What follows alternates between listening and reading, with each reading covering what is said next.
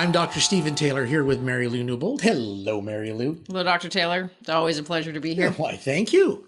So here we are in the middle of a global pandemic, not able to travel to Seattle. And is that stopping us? No way. Life needs to carry on. Just needs to be very different for the next while. If the boys are going to play, you and I are going to talk about it. My thoughts exactly. So how about the game this past Sunday with the Seahawks defeating the Dallas Cowboys by a score of 38-31? It hurts my heart to watch a game that comes down to the wire like that, knowing what those games are like when Centurylink is full of fans, including us. But I'll take the win. Don't get me wrong. I hear you. So times are very different right now. Are we still going to talk about eyes?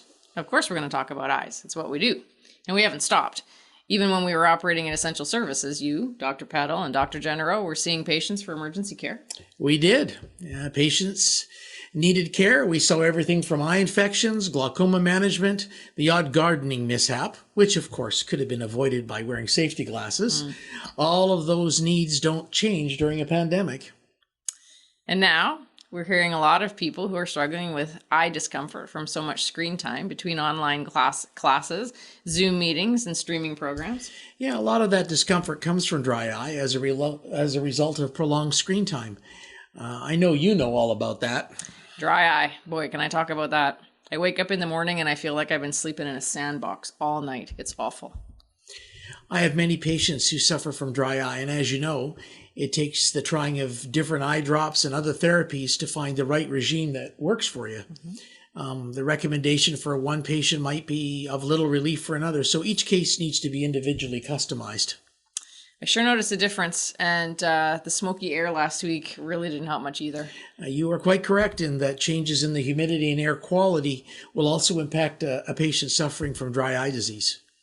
I assure you we will be able to talk about my dry eye every week if we want, but let's move back to football. Do you have a favorite player?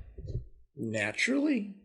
Tyler Lockett had 3 touchdowns. Hard not to give him a nod. He and Russell just know how to connect. I'm going to go with Russell Wilson, and not for a play, but for a class act. DK Metcalf made a huge mental error in the first half of the game, costing us a touchdown.